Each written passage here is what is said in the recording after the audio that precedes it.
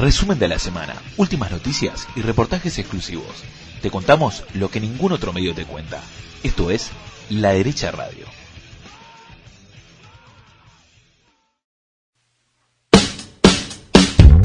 Bueno, buenos días, buenas tardes, buenas noches. Estamos en un nuevo programa de La Derecha Radio, el programa que hacemos junto a Juan Dou. ¿Cómo estás, Juan? ¿Cómo andas, Cari? Todo perfecto, maravilloso. Aburrida casi de este país. Che, hablemos de este país. Dale. Cortito. Dale. Algo que lo vamos a decir ahora y en 3 minutos no va a servir para nada, porque todo va cambiando rápidamente. Nuevo gabinete. Tenemos dos noticias que espero que duren un poquito, que es el nuevo gabinete de Alberto Fernández. El último programa hablamos y estábamos hablando de la carta de Cristina, de que Alberto Fernández no quería hacer cambios, que lo quería cuidar a Cafiero. Bueno, al final, Alberto Fernández no tuvo cero fuerza para bancar ni medio centímetro la parada y se dio a Cafiero, lo mandó a la Cancillería, le dijo andás a lo que quieras a Cancillería, pero a nivel nacional, Mansur, Aníbal Fernández como ministro de Seguridad, Domínguez, ¿cómo se llama? El de Educación. Ay, no me sé el apellido, es raro. Pechik, algo así, que tiró la Biblia para un costado. Hubo muchas críticas con eso. A mí no me parece mal que alguien, digamos, no quiera jurar sobre algo. Está perfecto, y de hecho se puede en Argentina. Exactamente. Pero el tema fue la manera despectiva. Cuando me recibí, juré por la Constitución, pues yo no, obviamente. Lo que no se puede hacer es despreciar, tirarla así sobre lo que otra persona jura. Encima habían todos los anteriores se habían jurado. Aparte de Alberto riéndose, es una cosa desprolija. Sí. Más allá de eso hay dos personajes que son importantes, todo lo demás no sirve para nada, pueden sacar, pueden poner. Claramente la Cancillería no tiene la menor no, totalmente. Si ya estaba uno que no servía para nada, podían haber dejado nada. Nos ahorramos. Tal vez habla inglés, me parece que Cafiero habla inglés. No, pero se llevó a la que habla Diar. La única que habla inglés se la llevó. Diar, ¿cómo se llama? No, Nicolini. Claro, esa. Pero no, voy a otra cosa. Hay dos personajes para analizar. Uno es Aníbal Fernández, que ya viene, digamos, de una larga trayectoria de bancar al kirchnerismo en los momentos más difíciles. Y de una manera bastante especial. Y Mansur, que viene de una larga trayectoria de usar al kirchnerismo para crecer él, mucho más vivo que Aníbal. De esos dos personajes, decime lo que te parece. No, a mí me parece que esto lo pusimos en redes todo, pero me parece que el 18 de septiembre terminó el gobierno de Alberto Fernández. Qué ridículo que sos. Y empezó el gobierno de Cristina. No, porque había cierta dinámica entre Cristina y Alberto Fernández. Era, bueno, vos acordate del día a día y las decisiones más importantes, pedime el veto. Era una cosa así la relación hasta el 18 de septiembre. Ahora me parece que la relación, no estoy completamente seguro, la relación es Cristina gobierna a través de Mansur, Mansur pasaría a ser una especie de primer ministro donde él es el que toma las decisiones del día a día, Alberto Fernández lo mandan a hablar a una fábrica en Ituzaingó y la que manda es Cristina. Antes había una dinámica, hoy esa dinámica no existe más. Alberto Fernández es un empleado de Cristina y pone la cara para firmar los decretos. ¿No te parece que tendríamos que darle una vuelta? Porque es claro que tampoco gobernaba Alberto antes. No, yo creo que sí. Lo que yo tengo la impresión gobernaba Alberto y fíjate las listas, las armó todas Alberto. Sí, pero las listas las armó Alberto porque sabían porque ella no quería hacerse cargo. Si ganaba ella y si perdía él. Pero más allá de eso, para pensar, digamos, un poquito más profundamente, porque Alberto no existía, era como bien decía Vallejo, se lo ocupa y yo qué sé. De alguna manera lo que tengo yo la impresión de que se terminó el 12 fue la intención de ella, que nadie se la creía o muy poquita gente se la creía, del panperonismo, de esta cosa del Alberto como sumando a toda la gente y tratando... Sí, porque Mansur es como una especie de Alberto Fernández, porque acordate que Mansur se fue pegando el portazo en 2015. Exacto. Y se fue a la provincia y hizo algo totalmente ajeno al kirchnerismo, lo que hizo Mansur Lo que pasa es que es Alberto Fernández, pero exitoso, porque en su política es exitoso Alberto Fernández, una persona que recordemos que le bebía de prestado. Sí, pero mirá que Mansur también agachó la cabeza con Jaldo, que es el que tuvo que dejar en la provincia de Tucumán. Están peleados a muerte. Sí, no sabes lo que es interna, están peleados a muerte. Es la interna más grande que vas a poder ver en el país. Hay que esperar a ver qué pasa. Estamos de acuerdo. Lo que digo es que hay que esperar. Sí, obvio. Y aparte otras ambiciones, digamos, mientras Alberto lo que quiere es más o menos seguir viviendo arriba y no pagar alquiler mientras están en Olivos, quiere ser presidente. Sí, Mansur, sí. Sí, bueno, pero hay que ver si puede ser presidente quedando pegado a la peor elección, que la de noviembre, si no levanta el resultado, va a ser la peor elección de la historia del peronismo. hay que ver si puede ser presidente después de eso. Yo creo que Cristina quiere salvar las papas, ella en su rol mesiánico que se cree que tiene, se cree que bueno, ahora me hago cargo yo, ahora yo voy a armar la campaña, yo voy a darle el salario mínimo del IFE 4, todo, y yo voy a salvar la campaña. Y seguramente levanten un par de puntitos de acá a noviembre, no creo que achiquen la diferencia, pero pues sacaron 30, van a sacar 35 a nivel nacional y cambiemos a sacar en 40. Guardemos y yo, es una predicción muy, una semana después de las PASO, pero digo, me parece que va a haber como ese y Cristina va a salir, bueno, vieron que yo salvé las papas, y no va a ser tan así. Yo creo que Cristina también se preocupa un poco porque con los resultados de las PASO pierde el control del Senado, que para Cristina era, bueno, ahí estaba chocha en el Senado. A ver, hay estructuras de poder que son las que ella maneja con mano de hierro cuando va en su vida, y que cuando va en embajada la gente se empieza a arreglar, sí. Los intendentes, los gobernadores, los sindicatos. Bueno, hablando de la justicia, déjame que meta un bocado. El jueves lo eligieron a Rosati como nuevo presidente de la Corte Suprema. Hablando de internas, estaba Rosenkrantz antes, que era 100% macrista, era lo más macrista que pueda haber en la justicia, era este Rosenkrantz. Ahora entra Rosati, que también, acuérdense, también lo puso Macri, lo metió medio por la ventana como a Rosenkrantz, pero Rosati era como el compromiso con el peronismo masista, o bueno, no sé si tan masista como más gobernador, peronismo federal, el mismo peronismo que representa Pichetto. O sea, viene del núcleo de Juntos por el Cambio, no es tanto del Frente de Todos. Macri en un momento dijo que fue de las peores decisiones de su gobierno haberlo puesto a Rosati, porque no le votó las leyes. ¿Pero por qué no le votó las leyes? Porque Rosati estaba con los peronistas de los gobernadores, y Macri, cuando pasa la ley esta ¿cómo era? Del tope fiscal, los gobernadores se le rebelan, y bueno, Rosati se revela junto con los gobernadores. Pero yo veo esta victoria de Rosati en la Corte Suprema como una victoria de Larreta. Me parece que Larreta, que justamente él está armando algo con los gobernadores más peronistas, o con los que tal vez no son gobernadores, pero la línea peronista del interior del país, él está armando eso para su campaña 2023, y Rosati es una figura más, y tenerlo en la presidencia de la Corte Suprema le juega a favor mucho más a Larreta que a Macri, y muchísimo más a Larreta que, por ejemplo, a Máximo Kirchner. Bueno, ahí había una cosa que era medio... Hubo toda una movida que pasó más o menos inadvertida en el despelote que es nuestras noticias diarias, que fue una cosa previa a esto respecto de la presidencia, en la cual hubo un movimiento de ¿cómo se llama? El diputado Ritondo. Ritondo, para tratar de forzar a que se vayan alternando en la presidencia, y soñando con que volviera Lorenzetti a ser el presidente. Entonces, se habló en un momento de que Larreta había hecho un pacto con Massa para poner a Lorenzetti. Bueno, hicieron ese proyecto. Hubo toda una movida fenomenal, porque hicieron ese proyecto, no lo consultaban con nadie, en la cual como que obligaban a que cada uno alternativamente asumiera la presidencia.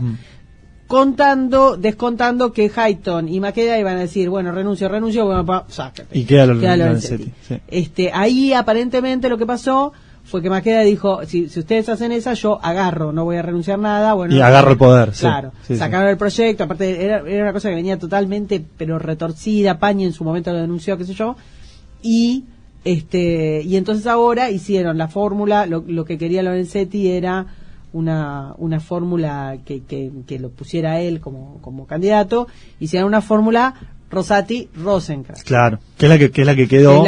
Pero Lorenzetti ni siquiera se presentó a votar, o sea, estaba enojado, estaba enojadísimo. En el Zoom, claro, ni siquiera, no es que tuvo que ir, tuvo que hacer el esfuerzo de ir como los chicos, al edificio. se comió la tarea del perro. Claro. Bueno, eso en el caso de, estábamos diciendo, la justicia. A Cristina se le vienen todos los juicios. Todos. De acá a 2023, que es hasta donde termina el mandato de Rosati, todos los juicios, la ruta del dinero, el dólar futuro, los cuadernos, Otesur, todo que había quedado pateado a futuro, tienen que entrar ahora. Por eso vamos a ver qué pasa. Claro, están regalando todo. Vamos a ver qué pasa porque Larreta, a ver, yendo con lo que decía, si Rosati responde a Larreta, hay que ver qué es lo que quiere Larreta. ¿Qué quiere Larreta? Larreta quiere mantener a Cristina, porque Larreta se quiere posicionar como el radicalmente centrista. Él quiere ser como agarrar a todo lo que está en el centro, o sea, dejar un porcentaje a la izquierda y un porcentaje a la derecha, y él sea como un cachol junto con Massa o Massa al otro lado, pero como que sean los dos, centro izquierda, centro derecha, ya sabemos que no lo son, pero quieren posicionarse así y dejar a todo el kirchnerismo a la cámpora y a todo el liberalismo extremista afuera. ese es el plan, lo que tiene en la cabeza Larreta. Entonces, ¿qué va a hacer Rosati? Y Rosati no va a promulgar una Corte Suprema que la meta presa a Cristina, o que la condene y que después cuando pierda los fueros vaya presa, porque no le sirve a Larreta, no le sirve a Massa, entonces no va a pasar.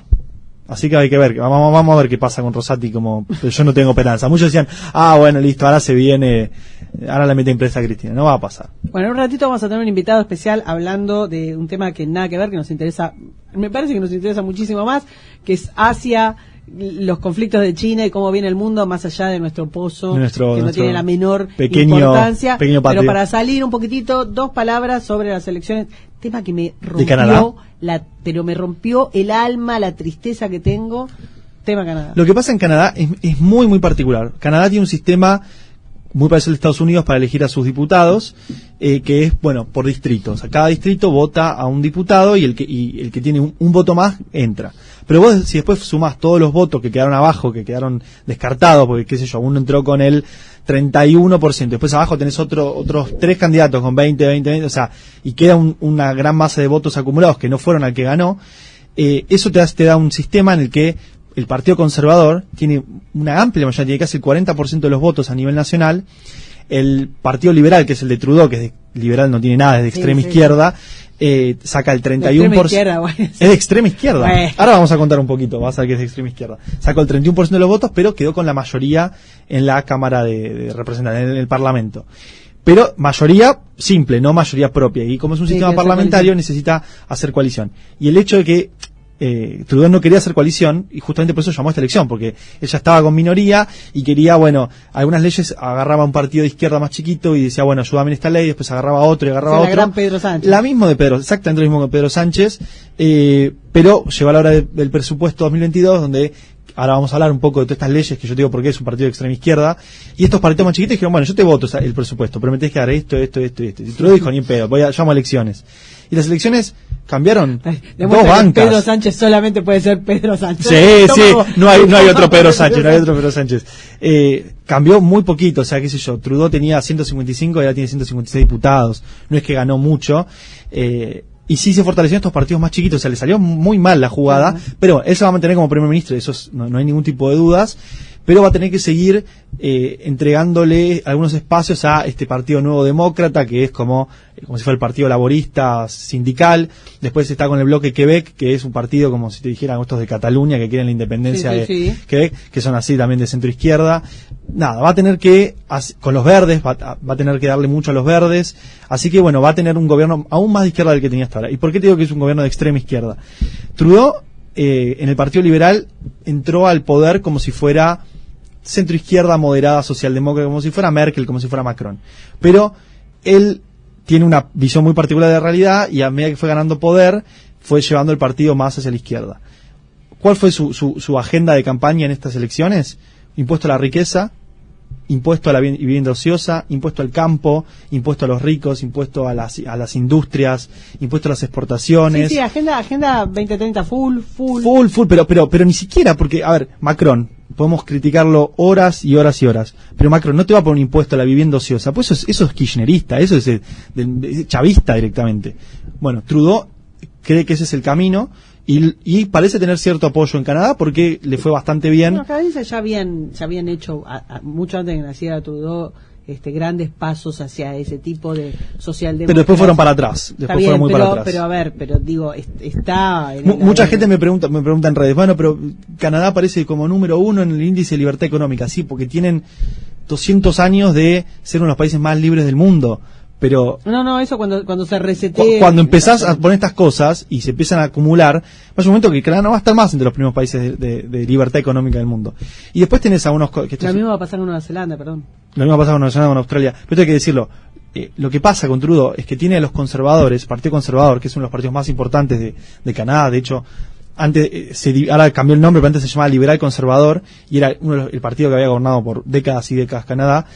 Está totalmente apagado, es un partido que con Harper, que había sido primer ministro, había sido muy, muy importante, había sido uno de los partidos más populares del país, tenía mucha vitalidad, propuestas así muy a lo Trump, y desde que se retiró Harper y dejó a sus sucesores, uno peor que el otro, que está ahora O'Toole, vos lo ves, vos podés ser de derecha, podés bancar muchas de sus propuestas, pero no te dan ni ganas de votarlo. Las cosas que dice, o sea, compite por Trudeau por ver quién es más de izquierdas o quién es más progresista. Es una boludez, una boludez. Y lo que tiene Canadá también es que vos podés decir, bueno, tiene mucha libertad económica, que como te dije recién, cada vez tiene menos, pero por otro lado, la libertad de expresión es uno de los países con menos libertad de expresión de todo el continente americano. No, son pioneros. Hay una ley que se llama la C-16, que es que si vos le decís él a una persona que se considera ella, sin decirte, yo me considero ella, y vos le decís él, te puede hacer un juicio, y si el juez te encuentra culpable, puedes ir preso. Bueno, a ver, 2 años preso. El estrellato de Peterson empieza... Jordan Peterson, canadiense, fue justamente por la aprobación de esa ley, y esa ley, ¿quién la promulgó? La promulgó Trudeau, 100%. Ni siquiera los diputados, nada. Trudeau mismo redactó, bueno, no la habrá redactado él, obviamente, pero fue él el que la envió al Parlamento y pidió que se apruebe y se terminó aprobando. Y como esa ley hay un montón, hay una de hate speech en redes sociales, que es que si vos insultás a alguien, le decís cualquier barbaridad racista, que podemos estar en desacuerdo, pero esa persona va presa hoy en día por las leyes que tiene Canadá. O sea, no es que lo censuran de Twitter nada más, la persona va presa. Lo que sería interesante entender es cómo son los movimientos sociales por debajo de las estructuras políticas y si todo eso de alguna manera genera algún tipo de reacción o no, o es una sociedad que está totalmente acabada. Hay como mucha aceptación de decir, bueno, qué sé yo, está bien. Siempre fueron gente muy no me sé, como blanda, como gente que no tiene ganas de, dice, sí, esto está mal, pero no voy a dar la pelea. Sí, si sigo así, bueno. Y bueno, hay que ver si un día estalla o no. Bueno, gente que no es easy going son los chinos, vamos a hablar de ellos. Vamos a hablar ahora de ellos. Bueno, ahora nos vamos a meter en Asia.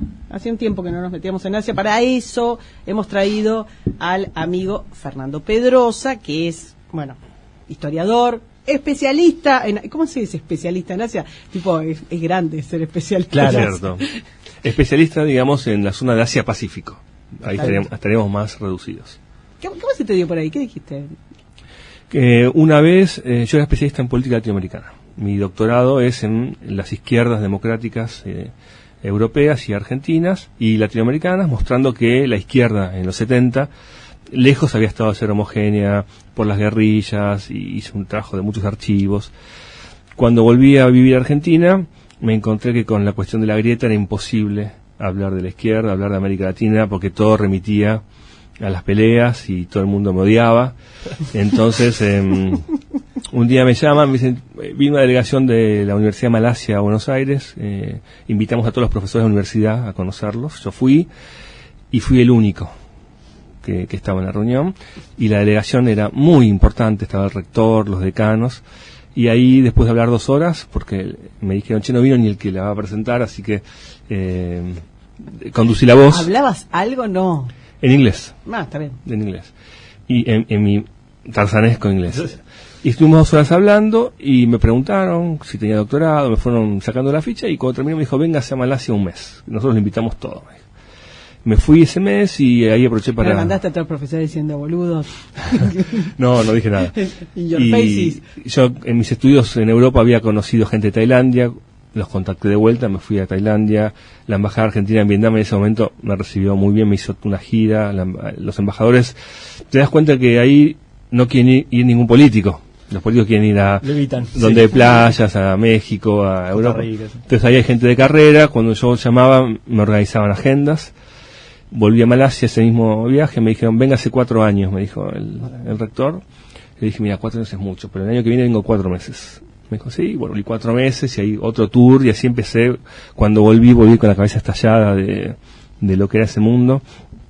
Dije, no me dedico más a América Latina, y me dedico a esto, y resulté ser uno de los pocos que se dedica a eso. Sos el único. Ahora hay un poco más de gente. Hay 3 o 4. Pero hay poca gente en el ámbito... digamos, de la sociología, de las humanidades, sí. Quizás un poco más en el tema económico. Económico hay un par, pero sí de historiador, 0, nada. En realidad lo mío es historia reciente y política. Esto que te conté fue en el año 2013-2014, y a partir de entonces me dediqué también a crear institucionalmente un espacio, a generar jóvenes investigadores, y hoy te diría que somos 15, 16 investigadores, seniors y juniors, tenemos becarios de la universidad haciendo tesis sobre Indonesia, sobre Camboya, sobre Myanmar, y todo eso, tenemos una revista, una materia, bueno, todo fue una construcción institucional bastante intensa, a costa un poco de que pude escribir menos y pude desarrollarme menos yo en mi carrera propia, pero hoy institucionalmente existe ese espacio y eso es muy importante para el país porque es una zona que es muy importante para... Es una zona fundamental. Bueno, a ver, metámonos de cabeza. Lo que más nos llama la atención y la razón por la que te llamamos, pero seguramente siempre me pasa, por lo menos cuando nosotros hacemos alguna actividad, los dos, algún video, que empezamos a hablar de algo y se amplía mucho, pero está el tema Evergrande, China... Sí, estos China días enloqueciendo, sí. También están cayendo, hoy caía, bueno, depende como la noche o la mañana, pero acá estaba cayendo Alibaba a lo loco. Dame un panorama de qué te parece, qué es lo que está pasando y si esto es un nuevo un nuevo crash de la burbuja inmobiliaria que puede impactar en todo el mundo o es solamente China. Bueno, yo te diría que estamos viviendo un momento donde la zona está hirviendo, para empezar. La última charla que tuvimos, yo te decía, ¿te acordás con el tema Afganistán? Sí. Yo te decía, lo que pasa es que esa charla estábamos cenando, tendríamos que haberla grabado. Es cierto, pero yo era muy optimista, en un sentido te decía, la salida de Afganistán, vos estabas muy enojada con la salida, el sol, estaba todo el mundo enojado. Yo te decía, mira, hay que irse de ese lugar que es improductivo, que es carísimo, tiene costos humanitarios, que efectivamente se podía haber hecho mejor, pero a veces las cosas se hacen como se pueden hacer. Estados Unidos está moviéndose, te dije, y se va a ir a otro lugar, y se va a ir al sudeste asiático, y se va a ir a Asia Pacífico, porque ahí es donde está el verdadero problema. Hay una continuidad en la política de Trump hacia Biden, y esto quiere decir que las élites norteamericanas están tomando decisiones, y yo creo que más que lo de Evergrande, que es efectivamente muy importante, lo de AUKUS, no sé si escuchará lo de AUKUS. Sí, contalo un poquito. AUKUS me parece que es lo más importante. AUKUS es una sigla que significa Australia, UK, Inglaterra y Estados Unidos. Una que viene un poco a continuar lo que es el Quad. El Quad es otra alianza, Quad viene de cuatripartito, pero es con Q, que son Japón, India, Estados Unidos y Australia. Resulta que Australia había decidido comprarle a Francia unos submarinos de propulsión a diésel, y eso era un negocio por decenas de miles de millones de dólares. La cosa es que rompió ese acuerdo en forma secreta con Estados Unidos. Estados Unidos le va a vender 8 o 9 mínimo submarinos de propulsión nuclear, en un cambio radical de la situación geopolítica de esa zona. Estados Unidos tomó la posta y dijo, mira, Australia está siendo castigada muy fuerte por China, sí. Viene siendo por su propia dependencia económica también, lo de Taiwán se está volviendo inaceptable para nosotros, así que vamos a jugar acá el juego de la Guerra Fría, vamos a jugar submarinos y esto es el principio, dijo, le vamos a dar la tecnología a Australia. Y le vamos a dar tecnología de inteligencia artificial, de robótica, de biotecnología. Esto fue un golpe en muchos aspectos. Primero China recibe este golpe, como si ahora tengo acá al lado mío submarinos nucleares, que no son submarinos con armas nucleares, son con propulsión nuclear. Claro, sí. ¿No? Y después, lo que es muy importante también, que en esto sí la continuidad con Trump es muy llamativa. Primero la alianza con Gran Bretaña, el nuevo papel de Gran Bretaña en una zona que históricamente le fue propicia, de colonización británica, y segundo, el desplante público hacia Francia, diciendo que el presidente francés se enteró por los diarios de que su política de defensa sufrió un golpe tremendo económico. De hecho, el canciller dijo, esto es una puñalada por la espalda. Vienen con una milonga también con la asociación esa de inteligencia de los Five Eyes. De los 5 ojos, sí, que Australia está ahí también y que Alemania trata de entrar. Alemania le bajaron la cortina de un saque, no dejaron. Pero ¿cuál fue el mensaje que dio Estados Unidos? Dijo, mira, Francia, estás out, sos la vieja señora, la vieja dama, sos muy importante, vamos a recuperar la relación con vos, pero ahora la pelea es acá, los socios son estos, ustedes tienen que hacer algo al respecto más que criticarnos a nosotros cuando hacemos una macana. Sí. De hecho, la primera reacción de Francia, así como de despecho, fue vamos a hacer el ejército europeo. Sí. Que históricamente estaba vetado. Aparte, ¿no? Pero quiero decir, quizás un efecto colateral positivo de esto sea que Europa empiece a pensar, mira, estamos quedando intrascendentes absolutamente en la agenda global. Aspectos negativos de esto, puede empujar a la alianza con Rusia, a Alemania, que lo viene meditando en muchos aspectos. Ahora se va Merkel, ojo. Va a venir uno mucho más de izquierda, después lo podemos hablar de eso. Sí. Ahí las elecciones son de futuro incierto. Segundo problema, esto tiene consecuencias regionales en el sudeste asiático de desestabilización de los países de la ASEAN, que vienen tratando artesanalmente de que eso no se les vaya de las manos. Y tercer problema que diría yo es, un recalentamiento de la cuestión armamentística que también está acá esta cuestión. Sí, especialmente entre China y Taiwán, ¿no? Que hay como... Yo diría la zona del mar de lo que se llama la mar de la China Meridional, sí, ¿no? Empezamos de vuelta con la cuestión del armamento, pero de algún modo es también plantearle a China, mirá, esta cosa de que nos venían diciendo, tenemos que ser pacifistas y tenemos que lo verde y somos todos hermanos, mientras vos te quedaste con Hong Kong y mientras vos la ruta de la seda. Esto muy parecido a lo que pasó en la distensión cuando Carter llegó de presidente, un poco por la crisis económica y ya con Nixon antecedente, empieza lo que se llama la distensión, la detente. Dice, vamos a aflojar, muchachos, rusos y yanquis, pues estamos con el déficit, venimos de Vietnam. No, y los norteamericanos empiezan a aflojar. Eso es 77-81. En ese lapso, revolución iraní, revolución sandinista, llega la guerrilla salvadoreña, hay otra, la entrega del canal de Panamá, los rusos avanzan a Afganistán, claro, y ahí viene Reagan y dicen, para. Exactamente.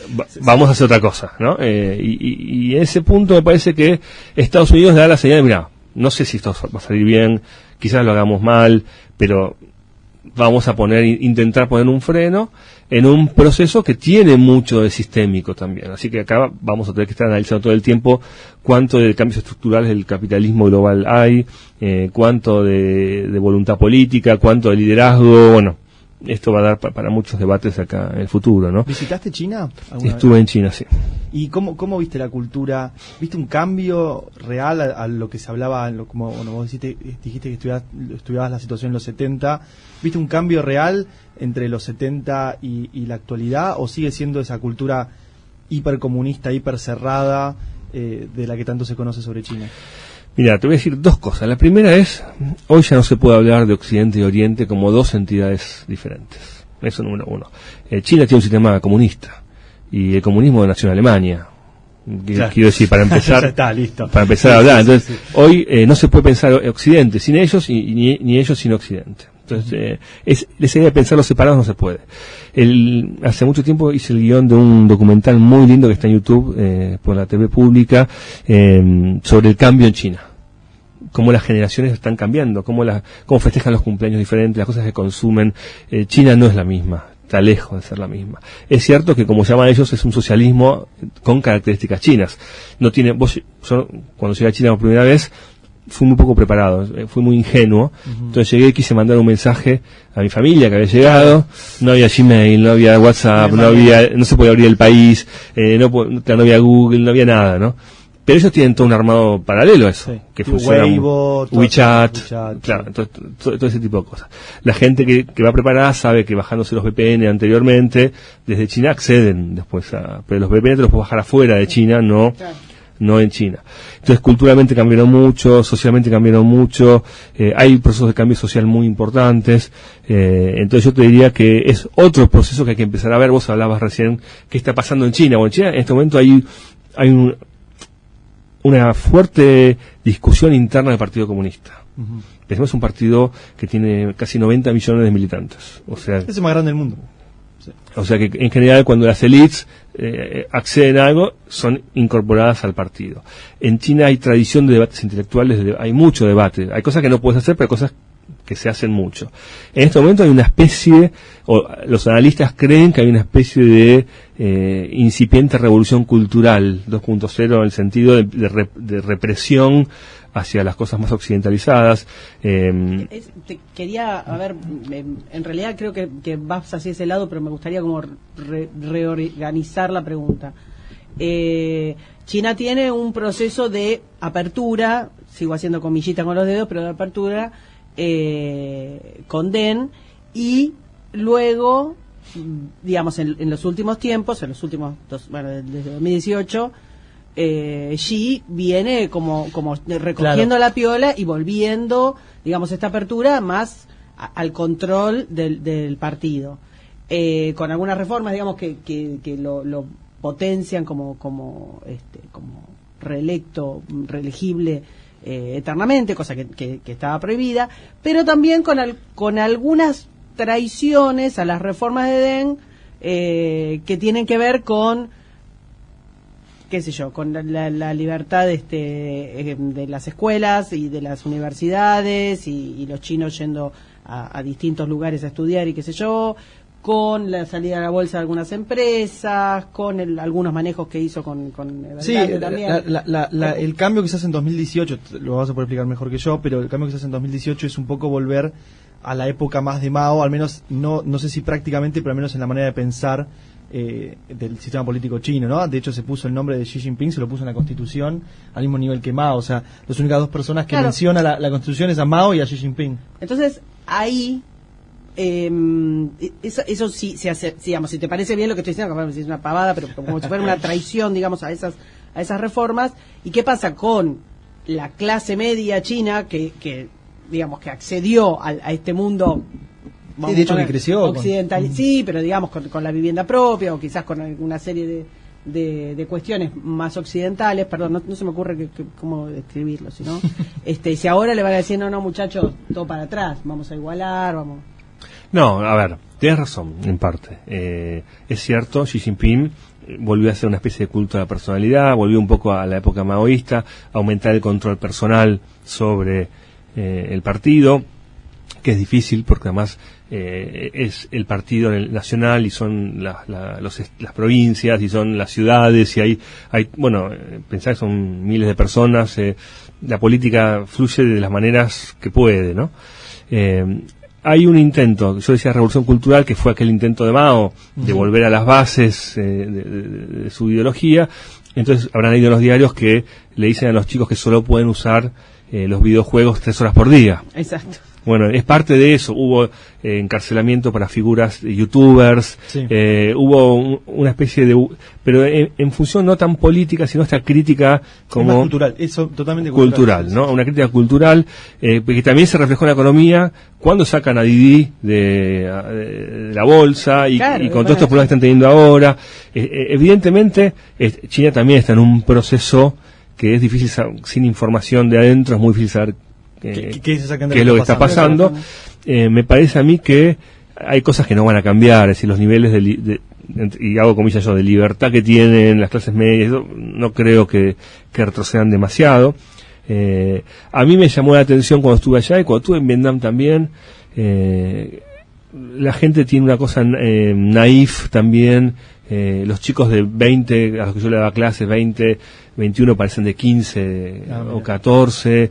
Es muy difícil comunicarse, nosotros que hablamos todo el tiempo con el doble sentido y son muy literales. Mucha literalidad. Eso no me pasaba en Malasia, por supuesto, no me pasaba en Singapur, no me pasaba en Tailandia, todo lo contrario. No es que es algo así, es un asiático. Es un fenómeno, no sé si de los partidos socialistas, de cómo el tiene estado presente. Yo sentí mucho también la vigilancia en esos momentos. Mira, yo creo que... ¿Cómo sentiste la vigilancia? Porque, por ejemplo, te decía, bueno, yo fui a un foro, conocí a Xi Jinping, una charla de Xi Jinping, Christine Lagarde, Antonio Gutiérrez. Lo peor del mundo. El eje del mal. Ahí te hacías bomba y salvabas el planeta. No, y estaba el primer ministro holandés, era el foro Davos. Más a mi favor. Era el foro Davos asiático, claro, ¿no? Claro. Yo era el único latinoamericano de ese foro. Es el único bueno. Entonces, claro, está todo muy a dónde vas, cómo vas, porque éramos pocos, éramos, no sé, 700 escuchando a Xi Jinping. Ahí lo tenía ahí a 10 metros, sí. ¿no? Nunca te voy a perdonar. Tengo una foto y todo. No con él, pero sí de él. Entonces, por ejemplo, yo estaba en el hotel y me salía y caminaba y de repente aparecía alguien a la que no había visto nunca y me dice, señor Pedrosa, necesita algo por allá.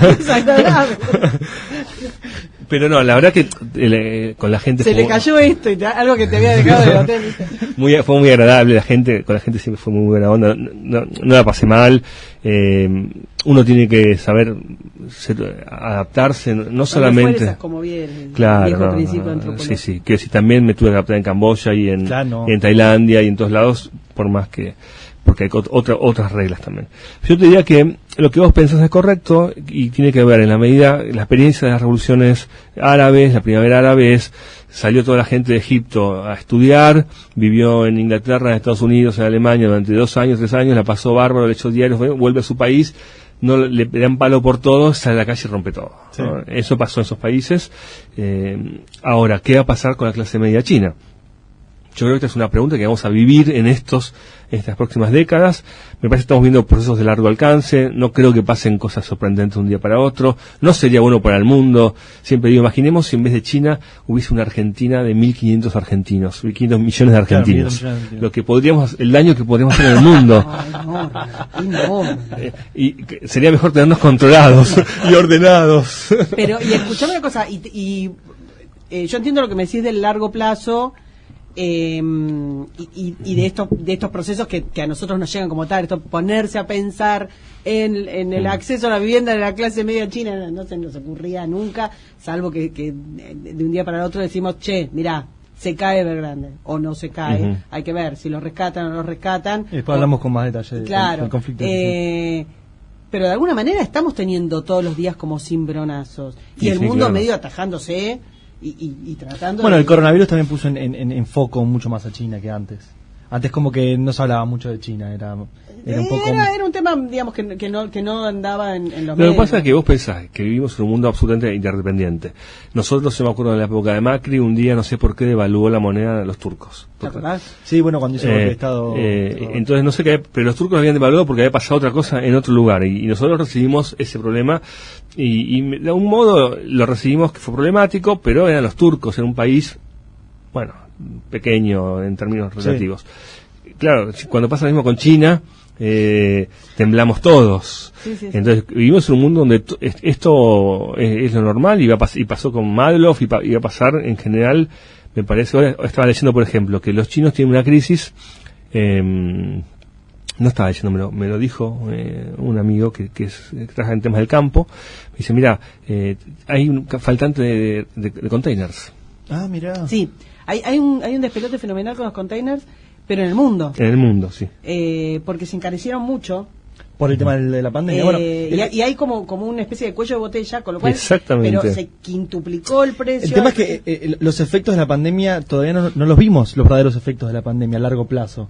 Hay cosas, hay problemas que generó en los activos económicos la pandemia. El hecho de haber estado cerrados no sé cuántos meses en la economía. O sea, vos decís, bueno, acá en Argentina la mitad del país es pobre. Imagínate en China, donde ya estaban medio complicados por la guerra comercial con Trump y todo eso, y encima después les vino esta pandemia que nosotros creemos que en China no pasó nada, pero en China en realidad estuvieron tal vez menos tiempo, pero hubo unos meses donde estuvieron totalmente cerrados, y eso, sistema comunista, capital, el sistema que tengas, eso te hace mierda. Sí, no moverse te mata. Sí, no, y además sus mercados también sufrieron. Sí, el sudeste asiático tiene muchos problemas con el tema del COVID, ¿no? Y cayeron sus economías. Entonces, por ejemplo, con las consecuencias de China, esto de los containers hace que los brasileños no puedan traer algunas cosas que traían porque no tienen containers. Entonces, mi amigo que produce ajo en Mendoza está feliz. No sabes a cuánto se fue la hectárea de ajo, me dice, me salvo. Bueno, esa es una consecuencia positiva, pero que si la interdependencia en este momento es la norma, y cuando tenga problemas un grande, nosotros que además somos una economía endeble, totalmente, de China encima, y entonces me parece que vamos a estar acostumbrados a que eso pase, ¿no? ¿Y estuviste en Hong Kong? Estuve en Hong Kong, sí. Contame un poco de cómo veía, porque en los últimos año y medio Hong Kong cambió completamente, desde que China se apropió de esa ciudad-estado. ¿Cómo veías esa cultura de Hong Kong comparada con la China? Yo tengo entendido que hay una pica tremenda entre los que son oriundos de Hong Kong y los que eran del continente chino. Bueno, hoy hay cerca de 60 millones de chinos fuera de China, para empezar. Pero además vos tenés un montón de personas de origen chino, étnico, pero que no son chinos. Claro. Por ejemplo, en Malasia. Son tipos que son chinos en casi todo, pero cuando miran el mundial, miran la selección de Malasia, digamos, ¿no? Ahora bien, ocurre, por ejemplo, en Taiwán, también ocurre en Hong Kong, que con el paso del tiempo las generaciones van tomando diferentes identidades también. En Taiwán es muy interesante porque los viejos siguen pensando que China es de ellos. Claro, ellos son la verdadera China. Que ellos son la China. Ahora, los jóvenes dicen, no, yo no soy chino, yo soy taiwanés. Claro. ¿No? Y hay algunos que dicen, no, yo soy chino comunista, quiero que los comunistas... Hay un sector Taiwán, importante, sí. Entonces... Sí. Siempre hay un... Siempre está. Vos tenés una diversidad, y además están los originarios. El Solanopo de China. Están los originarios que vivían antes que los taiwaneses llegaran, y que también siguen ahí. Entonces, en general tenés una diversidad aplastante. En Hong Kong, yo estuve hace poco, estuve en 2010, antes de la pandemia estuve, y fue para mí sorprendente como Singapur también. Esos lugares son chiquitos, son pequeños y crecen para arriba. Claro. Entonces yo llegué de noche del aeropuerto en un taxi y levanto la vista y torre gigantesca. No lo podía creer, tenía ganas de abrazar los edificios, ¿viste? Era increíble y estoy en el futuro. Era impresionante y la vida en libertad, porque yo venía de China, yo me tomé un avión de China. Por eso el choque fue muy fuerte. Y ya tenía Facebook, ya tenía Twitter y después me fui a Macao, que es la otra colonia que también. Y era vivir en como Malasia o como Singapur, básicamente. Pues imagínate el palo de los habitantes de Hong Kong hace 2 años. O sea, imagínate. Por eso te digo. Si vos en un que obviamente digamos estabas de turista en ambos lugares, o sea, no tenías el corazón puesto. Pasaste en un viaje de avión y dijiste ¡fa! Imagínate los tipos, el camino inverso. Va a ser muy fuerte. Es muy fuerte. Y ahora cambió hasta el sistema, era un sistema electoral indirecto ya desde antes, ahora volvió a cambiar el sistema electoral, con lo cual antes votaban 20.000 personas, sobre muchas más que viven, ahora votan 2.000. Claro. Son votos corporativos en general, pero ahora ya no tienen... Sí, el Parlamento, que ahora me parece ya ni siquiera está en funciones, tenía una parte del Parlamento reservada al voto corporativo, o sea, las empresas podían emitir un voto, después hay otra parte que lo votaban en China, o sea, lo elegía el Partido Comunista China, y había una pequeña parte que elegían los hongkoneses. Y de todos modos, y así todo, tuvieron no sé cuántos años... Antes de que esté ese sistema, cuando era el voto corporativo más el voto popular indirecto, la última elección, que ha sido en 2019, por ahí, fue abrumador triunfo de los partidos antichinos. Claro, los demócratas. Entonces decía que si no se cambiaba el sistema, era muy probable que eligieran a una, no sé cuál es el cargo ahora, pero anti-China. Claro. Entonces, una jefa de gobierno de China. Por eso cambiaron el sistema y ahora garantizaron de que van a ganar los chinos el sistema. Cuando hablamos con Karina de este tema, hace ya 1 año y medio, cuando fue, yo te dije, para ahí Hong Kong está al horno, porque a diferencia de Taiwán, nadie va, España no va a sentar un precedente para que los catalanes hagan algo similar a Hong Kong. No, y hablamos antes de la también, pandemia, sí. también estábamos diciendo, bueno, a ver si Gran Bretaña se va a poner las pilas. Claro, el tema y es, vos me dijiste no. Mucha gente dice, bueno, ¿por qué Trump no hizo algo cuando le invadieron Hong Kong? Por un lado puede ser, pero por otro lado, Hong Kong era más el patio trasero de Inglaterra. No, pero hay una diferencia. Sí. Acá Hong Kong es de China. Sí. Siempre fue de China. Por el proceso de colonización, Inglaterra se comprometió a devolverlo. Sí, en 2047. En 2050, claro, sí. 2000 por ahí. Entonces, a diferencia de Taiwán, donde no, Taiwán es independiente. Claro, es otra cosa. Esto es una provincia china, una región especial, le dicen ellos. Pero, entonces, no hay margen jurídico en el orden internacional para decirle esto no es tuyo. Lo que pasó es que Inglaterra apostó a que de acá a 50 años, de acá digo los 90, a 50 años, China iba a hacer lo mismo que la Unión Soviética, va a pasar a ser un país más libre. Entonces, bueno, ahí te damos Hong Kong.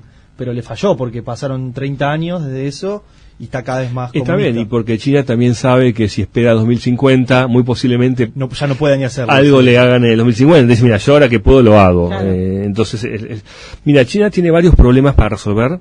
Uno es Taiwán, otro es todavía Hong Kong, uno es Xinjiang, que es donde están las minorías uigures, los musulmanes. Son 50, viste, poco es mucho, son 50 y pico millones de musulmanes. Sí. Con denuncias de campos de concentración, represión. Se han visto videos, todos los hemos el Tíbet, que es un problema que ya está más ya avanzado ahí, y la zona Cachemira, que también es muy importante porque tiene frontera con India.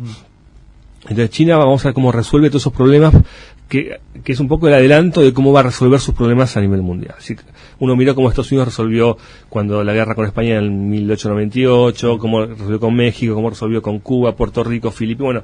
Bueno, te da con Nicaragua, te da una pauta a fin del siglo XIX, principio del XX, que Estados Unidos tiene una política que cuando se jugaba su seguridad nacional apelaba a la violencia. Ya no había forma de decir que no sabías lo que iba a pasar. Por eso nace todo el antiamericanismo de esa época, el hispanismo y todo. Ahora con China vamos a ver cómo resuelve Taiwán, ¿no? Bueno, son coyunturas que se van a abrir. ¿Pero no te parece que juegan a la política de los hechos consumados? A mí me parece que China... O por lo menos que avanza y que ve que el mundo no le hace mucho frente. China ha demostrado ser respetuosa de las reglas a su favor. Quiero decir, no ha sacado los pies del sistema internacional, ha jugado siempre De hecho, trata de meterse lo más posible. Trata de influir, sí. Trata de tomar el sistema internacional y jugar con esas reglas. Y hasta ahora no podemos decir que, ni en lo de Hong Kong, podemos decir que se ha salido esas reglas. Me parece que lo que está haciendo es cambiando el espíritu de esas reglas. Claro. Esas reglas fueron creadas en 1945, después de la Segunda Guerra Mundial, en contra del nacionalismo, que había llevado a la locura, y con un criterio que decía que la soberanía nacional de los estados dejaba de ser absoluta. Entonces el sistema que se creaba era un sistema que permitía intervenir cuando algunos principios se violaban. Claro, al mismo tiempo Europa, que nosotros a veces le caemos a Europa y todo eso, la vigencia geopolítica de Europa era también la vigencia de unos valores en la agenda geopolítica, la libertad, la democracia, etc. La caída de Europa hace que esa agenda también caiga. Entonces, y hay una vuelta a la idea de los estados nacionales como entidades autónomas, que tanto China como Rusia, como mismo Estados Unidos, ha vuelto a poner en la agenda, y están todos los estados muy cómodos con esa doctrina. Sí. Entonces se beneficia Venezuela, todos se benefician con esto, porque hay una especie de consenso que todo aquello que llega al Consejo de Seguridad de las Naciones Unidas no va a pasar si implica la intervención sobre algún país. Entonces me parece que en ese sentido China está... Sí, pero ahí empiezan los problemas cuando, por ejemplo, Rusia dice, bueno, yo no respeto más esto, y le saca un pedazo de tierra a Ucrania, y bueno, ahí ese sistema que decís se pone un poco en juego. Sí, que no pasa nada. No, sí, justamente no pasa porque nada. También, eso es lo que voy. Y sí, porque también creo que hay un costo-beneficio, y Rusia no se va a meter a sacar un pedazo, no sé, a México. Claro, no va a sacar, digamos, hay zonas de influencia reconocidas para cada una de las potencias. Sí. La Guerra Fría también fue así. Sí, por eso. Entonces, y se respetan eso también como un código de convivencia. Sobre ese tema, ¿ves una guerra fría entre Estados Unidos y China ahora, o, si me dije no, la ves a futuro? Yo ojalá que sea rápida, porque lo que quiero decir es, en términos literales, cuanto más fría sea la guerra, menos caliente es, ¿no? Y todo lo que queremos, digamos, una guerra atómica no la quiero en ningún caso, digamos, porque es un desastre para la humanidad. Entonces, cuanto más se peleen sordamente, cuanto más líos de espías, diplomáticos, y mejor. Pero en China, ¿viste ese sentimiento antiamericano? ¿O eso es algo más que se ve desde acá, pero ellos en realidad no están pensando tanto en eso? Yo no vi en ningún lado. Uh-huh. En Vietnam no lo vi. En Vietnam, por el contrario. Uno piensa, bueno, ¿dónde podrían odiar a los norteamericanos? En Vietnam, no. Por todo lo contrario. Está todo el mundo turístico armado para ellos. Un poco quizás en Malasia, porque es un país musulmán, entonces ahí se juegan otras cosas, como el Estado de Israel y ese tipo de cosas. Pero no, yo lo que, por ejemplo, me parece que la gente en China es muy parecida a Estados Unidos también, ¿no? La gente que hace su vida, sus pequeñas cosas, no está discutiendo el tema de Taiwán. Ahora, hay una élite que discute esos temas, y que está más vinculada al partido generalmente, pero yo diría que la gente no está. Sí, tanto en Rusia, donde también estuve, como en China, lo que sentí es que ellos son un país, son un imperio. Y la sociedad se siente parte de un imperio. Claro. Y de un pasado... y eso no tiene Estados Unidos. No lo tiene más Estados Unidos. Por eso ya no lo tuvo en una época, ya no lo tiene. Pero qué cosa alucinante, tanto China como Rusia, que hayan pasado por distintos sistemas socioeconómicos, y el concepto imperial se mantiene siempre. Sí. Rusia, siendo, digamos, en los peores momentos, no tenía un mango y estaba totalmente destrozada la sociedad y qué sé yo, los tipos siguen manteniendo esta idea. Eso en Asia es muy común, pero no solamente pasa en Camboya, pasa en Tailandia, porque han sido imperios. Claro. Entonces hay algo de ese pasado. El español también ha sido imperio y no tiene. Pero el sí. español con el franquismo ha una cosa de inferioridad, me parece. El franquismo, el post-franquismo. Esto es lo que te pasa cuando estás con Fernando, que no puedes parar de hablar, sabe todo. Otro día hablamos. Pero a ver, Franco es un pestañeo en la historia de España, del imperio, que donde no se pone el sol, y sin embargo no quedó nada. Y ahora que viene el 12 de octubre, vamos a hablar de España.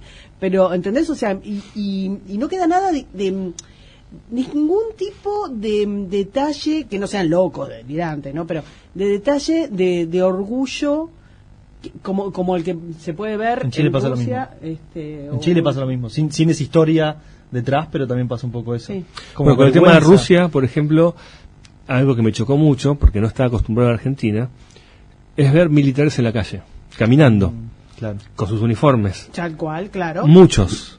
Entonces, ¿viste que acá cuando ves militares en la calle? No, si pasás por el ministerio. Sí, nada más, no hay militares en la calle. Antes veías colimbas en los colectivos, porque no les, ustedes son muy chicos. Pero a mí me sorprendía mucho, y cuando hablaba con ellos, en la universidad o en la calle, estaban muy orgullosos de su ejército, porque le habían ganado a Napoleón, porque ellos ganaron la guerra. Ellos, por supuesto que ellos fueron los que entraron a Alemania, pusieron los muertos. Ellos le ganaron a Napoleón y a Hitler. Exactamente. Entonces, nosotros miramos la historia desde otro lugar, desde otra ventana. Sí. ¿No? Entonces nosotros... Mira, es una pavada, y me quiero meter ahora, quiero volver a China, pero no sé si vieron alguna vez, había, por cuestiones que no voy a explicar, pero de esas boludeces que se me ocurren a mí, las publicidades de los ejércitos, videitos y cosas. Si ves el de Rusia, es alucinante, es una película, es como súper épico, y los tipos, si ves los de Estados Unidos, hablando de China, el de China también tiene sus videos, pero buenísimos, son impresionantes, buenísimos, y una cosa muy de exaltación, de testosterona, de valentía, de cosas, pero aparte realmente bueno, pero bien, o sea, lo estoy diciendo en el sentido más positivo posible. Veías de Estados Unidos y era como si hubiera, no sé, como si lo hubiera hecho, sinceramente. Pero podemos, era una cosa, exactamente, pero degradante, triste, y sin ninguna valentía, sin ninguna épica, nada. Y el ejército es para lo que sirve el ejército, no es que sirve para otra cosa. No es un grupo de autoayuda de género. ¿Entendés? O sea, tiene un propósito y tiene sentido. Digamos, si me vas a negar, no hagas ejército y a la miércoles. Bueno, pero no, quiero ir al Partido Comunista, que te sacamos totalmente de eso. ¿Cómo lo ves ahora? ¿Están en tensión? ¿Están avanzando? ¿No? Siempre están en tensión. Me parece que están en crisis, están en una disputa interna que tienen que resolver, que gran parte de lo que está pasando con sus empresas tiene que ver con eso. Yo les traigo el caso del presidente de la Interpol, no sé si se acuerdan. China, en su política de presidir o que aliados presidan los organismos internacionales, logra la presidencia de Interpol y pone un chino. El chino se va a sus oficinas de Interpol, que están en Zurich, no me acuerdo dónde, vuelve a China y desaparece. Y no apareció más. Siendo director de Interpol. La autoridad máxima de Interpol. Sí. Eso fue hace 2 años. Por problemas internos que no sabemos cuáles fueron, ¿no? Entonces me parece que, yo me niego a pensar China como una dictadura, porque siempre digo, China no es Venezuela. En Venezuela vos tenés un par de arribistas, crápulas, que le gusta la plata, que arman una dictadura, que te la pasan por arriba y te matan, y no hay más que eso. Lo que pasa en China es que nunca tuvieron democracia, entonces tampoco se puede hablar de dictadura. A mí lo que creo yo, Venezuela tuvo una democracia plena durante un montón de años y después le vino una dictadura. China nunca, en sus 3.000 años de historia, nunca tuvo democracia, y Rusia tampoco. Ahí tengo 2 posiciones. La primera es, me niego, siempre lo digo en las clases a riesgo de quedar mal, me niego al lloriqueo antioccidental, ¿no? Del colonialismo. Mira, estos son mis ojos, no tengo otros. Todas mis preguntas, todas mis demandas de China vienen de mis ojos y de mi vida, y no puedo pensar como ellos, porque no sé cómo piensan ellos. Entonces, mis preguntas, mis dudas sí son endocéntricas, no sé cómo llamarlas, ¿no? O sea que no pido disculpas por pensar China en categorías que son las mías. Eso número 1. Pero número 2, vos pensás que el vínculo de Argentina, por ejemplo, de América Latina con Estados Unidos fue muy complicado en la historia. Compartimos raíces idiomáticas, raíces religiosas, raíces constitucionales, la misma cultura y la misma región. Imagínate con los chinos. Claro, no compartimos nada. Entonces, lo mínimo que nosotros podemos hacer ahora, lo que debe hacer el Estado, en vez de gastar plata en todas las tonteras que gasta, es necesitamos saber cómo piensan los chinos. A mí me han llamado de empresas argentinas para decirme, estamos negociando, danos una mano porque no entendemos cómo saludarlos. No sabemos qué están pensando, que si estamos bien, si estamos mal. Quiero decir, desde eso hasta estar en el shopping, siempre cuando está dentro, en el shopping que está en Abasto, en la casa de joyería Swarovski, y entran turistas chinos y escupen en el piso. No, mirá. ¿No? Entonces, baldosa, ¿viste? Ese negocio. Entonces, desde incomprensiones, y el gran problema que tienen los chinos con su expansión económica, con las vínculos de sus ingenieros y su personal con los locales, en todo el lado del mundo. Necesitamos urgentemente entender qué corno pasa en esos lugares, antes de tomar posiciones tajantes. Sí. Porque nuestra economía depende de eso, nuestra vida como país depende de eso, va a depender más de eso, y sería responsable tener buenos personales, mesas de... Bueno, pero tenemos a Vaca Narvaja... Bueno, lo que tenemos es... y lo que te quiero decir es lo siguiente, los chinos no te piden tanto, no hay que echar la culpa a los chinos. Argentina hay una camada intelectual y de políticos, entre que Sabino es uno de ellos, que sublima su antinorteamericanismo, su antiliberalismo y su antioccidentalismo, poniendo a China en la vieja Unión Soviética. Los chinos no son la vieja Unión Soviética. Entonces, pero ellos se construyen como militantes extraurbanos del PC chino. Claro. Y tienen organizaciones no gubernamentales y académicas, y están armando de CONICET áreas donde ellos subliman. Hay que cerrar esa mierda. Todo. Es la ideología que les quedó de los 70 cuando hacían eso mismo con los... Y es un error. Y yo pero en los 70 también tuvieron relación Perón mismo con... Y yo creo que, y esto lo hablamos mucho con colegas, a veces cómo tratar. Yo no trato de no ser un tipo fanático, y me encantó China, y me encantan los chinos de todo el mundo, y amo toda esa cultura, y cuando vos con los chinos, sean diplomáticos, sean lo que sea el PC, tenés una relación madura, y ellos la tienen también.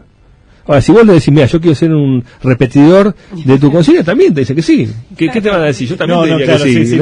No te agaches ante mí, no te van a decir. Entonces, y si vos se lo planteas de un modo maduro, lo toman de un modo maduro. Y yo te puedo decir que en México y en Chile, en las universidades públicas y privadas, hay muchos centros que lo manejan de forma madura. Y los chinos se pueden quejar un poquito más porque hablas de cosas que no les gustan, pero después te respetan, ¿no? En este caso, nosotros, por nuestra propia forma de pensar la política, las sectores de la élite universitaria se posicionan en el lugar, este es nuestro discurso hacia adentro, nos sirve, porque nos da un perfil, un discurso geopolítico para consumo interno, pero además nos da un vínculo con el Partido Comunista, nos posicionamos en lo que nos interesa, y así se está jugando ahora, ¿no?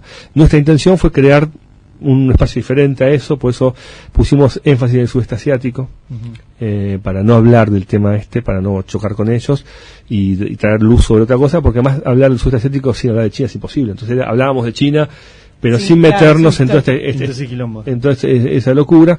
Pero me parece que Argentina debería empezar a preocuparse más de estos temas. Ahora se creó hace un año, o se sancionó, el Tratado de Libre Comercio más importante del mundo, que es el RCEP, por sus siglas en inglés. Hicimos un video, vamos a ponerlo así, sí. Es cierto. Y que esto te muestra un poco también la cabeza de ellos, ¿no? Porque el principal socio comercial de Taiwán es China. Entonces, a mí, que no me vengas a decirme que yo no puedo hablar de Taiwán si vos haces negocio con Taiwán y Taiwán hace negocio con China, y yo no puedo hablar con los dos. ¿Cómo es esto? Entonces, ellos, y en este tratado que firmaron, está Australia, y está Japón, y está Corea del Sur, aliados norteamericanos. Sí.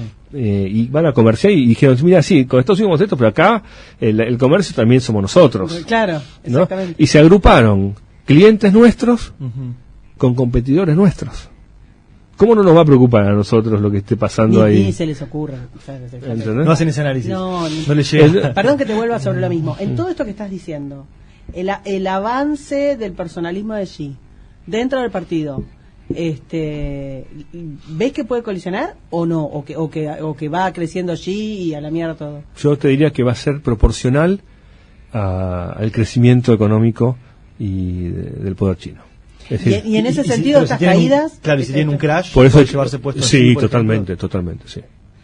Porque de alguna manera también fue una intervención de... Igual, a ver, Evergrande venía haciendo una calamidad muy similar. Venía muy mal, venía tomando un montón de deuda que no podía, así que eso hablamos un poco de eso. muy parecido a la crisis hipotecaria de Estados Unidos, donde tomaba créditos que les ponía un rating y después en realidad tenían un valor muchísimo menos y medio que lo dibujaban en los libros. Pero encima Evergrande es medio distinta a Lehman, que era el de Estados Unidos, porque Evergrande sí estaba en bienes raíces. Lehman lo que hacía era una financiera y compraba hipotecas que estaban subvaluadas o sobrevaluadas, pero Evergrande tiene bienes raíces, tiene no sé cuántos millones de metros cuadrados que es dueño de Evergrande en toda China. Hay un palo y medio de viviendas que no entregaron. Ahí eso te quiero preguntar, porque hay mucha gente en la calle ahora, que también es una cosa rara, digamos, para la cultura. Porque también tienen ciudades fantasma, tienen ciudades enteras donde las construyeron y la gente no fue a vivir ahí, y después tienen otras ciudades, tienen gente. No, pero en a la lo que me calle. refiero de la cosa cultural, ¿no?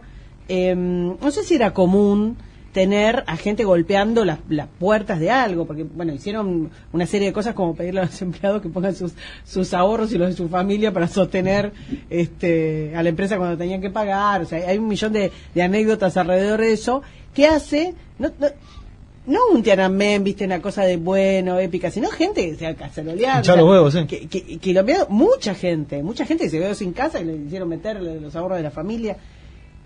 Esa tensión social no es también perjudicial, porque eso sí es raro. A ver, la tensión social existió, fue procesada por redes informales, redes familiares, redes de gestión municipal, de gestión estatales, provinciales, nacionales. Llegaron con la censura, digamos, por ejemplo, ahí. O no dieron abasto, no sé. No, bueno, no, es que existen formas de expresarse. Sí, de autogobierno a nivel rural. Pensemos un país que todos estos países del sudeste asiático, de Asia Pacífico, son estados recientes de creación, estados modernos, son naciones históricas. Entonces, crear estados en 1948 o 49 de China, y meterse en todo esto en 50 años tiene consecuencias.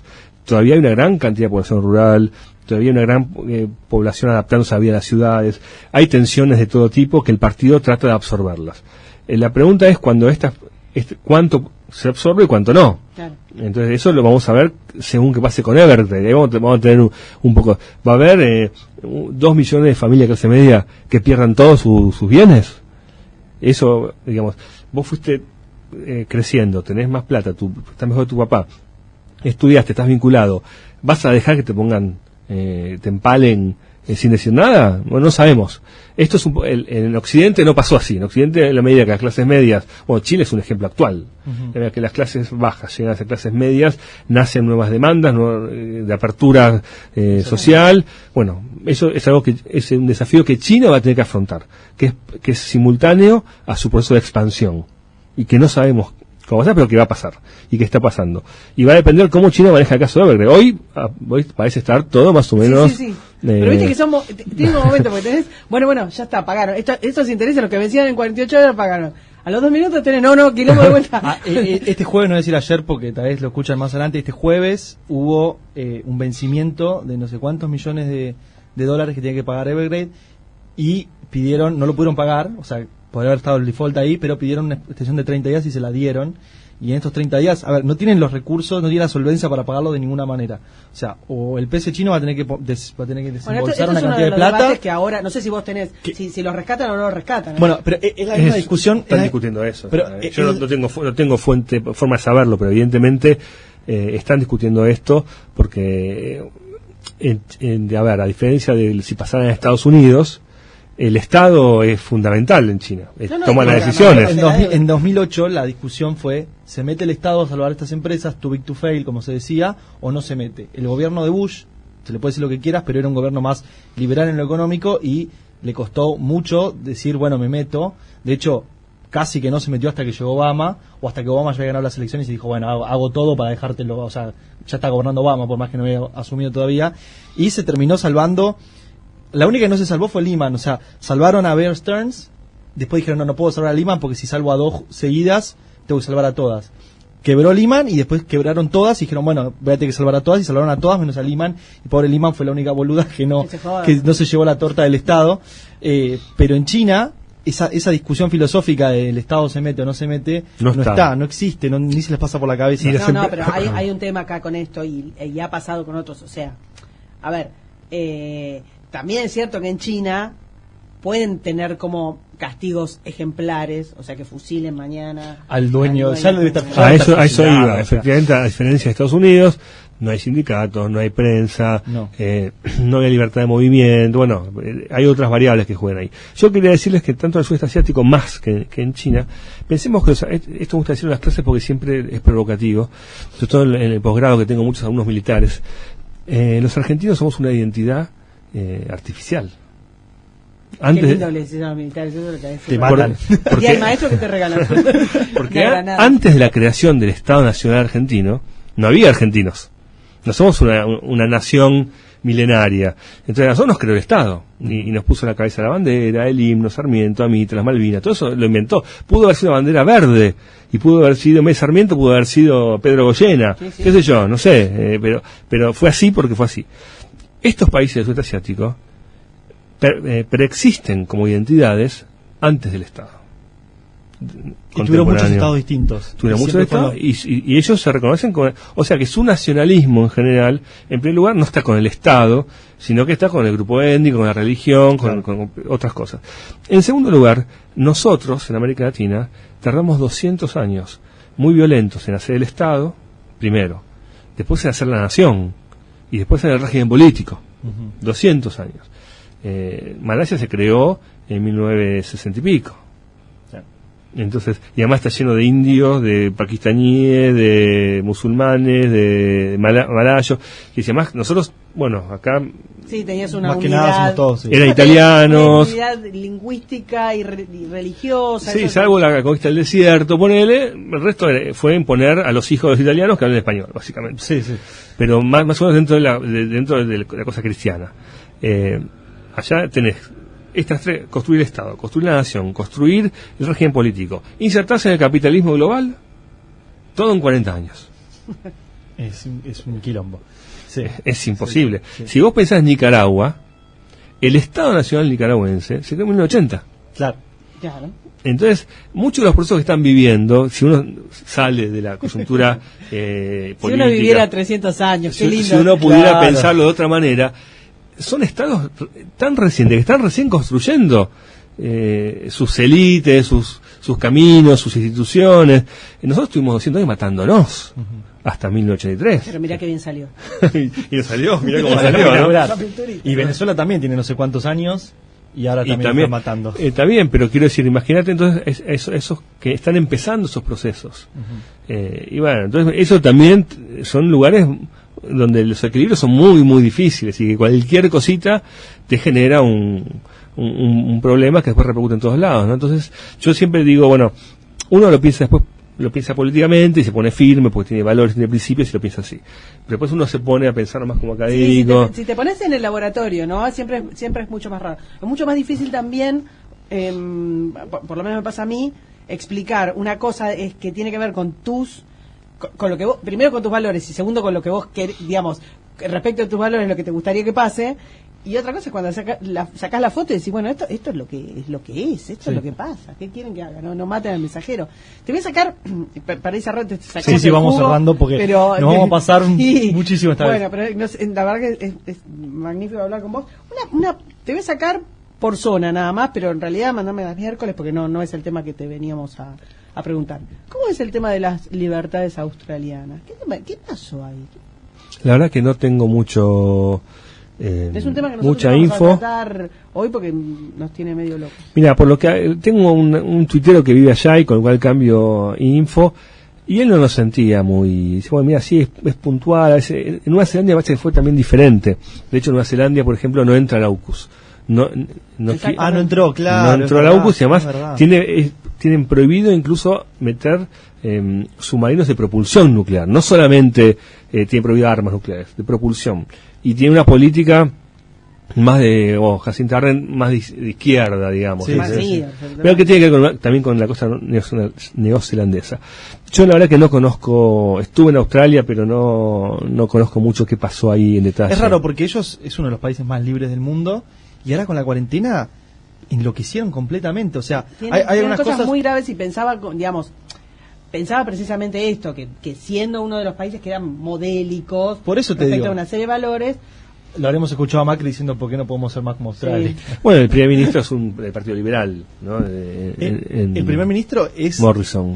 O sea, es Partido Liberal, pero es conservador, es republicano, es todo lo que quieras, pero el tipo enloqueció. Mira, yo creo que, a ver, no conozco nada del tema. Me parece que hay que verlo ahí, cómo funciona la cabeza de la gente, qué pasó, ¿no? Uno a veces lo piensa en la realidad argentina. No, claramente y la deposita ya. La y imagen que nos sí. estaba llegando de Australia era distinta, porque por lo que sabíamos, un país con la gente tan liberal, tan arraigada las instituciones, que de repente un día para el otro te metan en campo de concentración. Es raro, mira, es raro. O sea, en Twitter vi una imagen escandalizada a la gente que le tiraban gas pimienta a un nene de 6 años. Sí. Viste, ya no sabes qué creer, porque cuántas veces vemos esos videos que después te dicen, No, pero en igual- realidad igual no son pasa, muchas, igual ¿viste? son Este está chequeado, está chequeado y hay otro. Hay una señora, hay uno va terrible. caminando y le tira. Hay uno terrible que salió ayer o anteayer, que no lo tiramos todavía porque lo estábamos chequeando y hoy a la mañana lo chequeamos y lo vamos a tirar en un rato, en donde había 2 personas sin barbijo protestando en la calle, enfrente de un estadio, pero 2 personas, ni siquiera estaban en la calle, estaban en la vereda. 30 policías se le tiran encima y los meten y le ponen esposas y se los llevan en un... Sí. 2 personas contra 30 policías. Es algo muy raro, aun cuando sea un solo caso, porque esas cosas después, a la larga, generan como una mitología.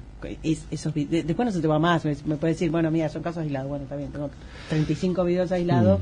Sí, igualmente yo por caso, digamos, nosotros tenemos en Argentina muertos y perseguidos y desaparecidos a causa de las regulaciones del confinamiento. Sí.